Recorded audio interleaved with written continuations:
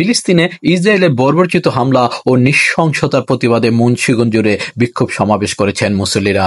শুক্রবার জুম্মা নামাজের পর পুরো জেলা জুড়ে জালিম নেতানিয়াহুর পৈশাচিক হামলার প্রতিবাদে বিক্ষোভ করেন শিশু, কিশোর, যুবক ও বয়োবৃদ্ধরা।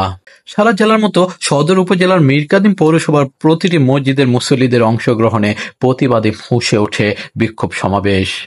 বিক্ষোভকারীরা বলেন, গাজায় বেসামরিক মানুষদের নির্বিচারে হত্যাকাণ্ড চালাচ্ছে ইসরায়েল, যা কোনোভাবেই মেনে নেওয়া সম্ভব না।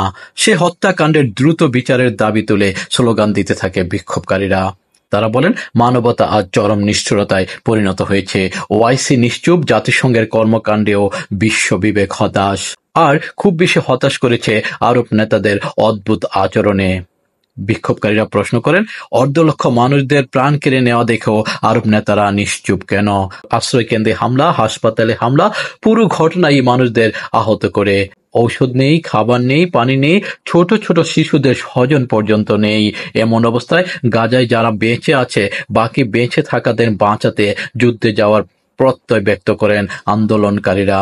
তারা বলেন, 1967 সালে এই বাংলার বীর সন্তান সাইফুল আজম তৃতীয় আরব ইসরায়েল যুদ্ধে আরবদের পক্ষে ইসরায়েলের বিপক্ষে লড়াই করে তাদের 4টি বিমান ভূপাতিত করে দিয়ে জীবন্ত ঈগলের উপাধি পেয়েছিলেন।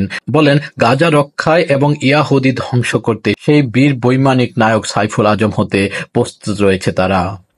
আর এই জন্য বাংলাদেশ সরকারকে সকল প্রস্তুতি নিতে অনুরোধ করেছেন বক্তারা। পূর্ণভাবে বাংলাদেশ সরকারকে জানাতে চাই, তারা যেন ফিলিস্তিনদেরকে সাহায্য করে, রকমের সাহায্য সহযোগিতা করে, টাকা দিয়ে, অর্থ দিয়ে, জনগণ দিয়ে তাদেরকে যেন বাংলাদেশ সরকার সাহায্য করে। এই দাবি আমরা বাংলাদেশ সরকারকে জানাচ্ছি এবং দোয়া করব আমরা সবাই ফিলিস্তিন ভাইদেরকে আল্লাহ তাআলা যেন হেফাজত করে। জসিমউদ্দিন দেওয়ান, মুন্সিগঞ্জ.tv।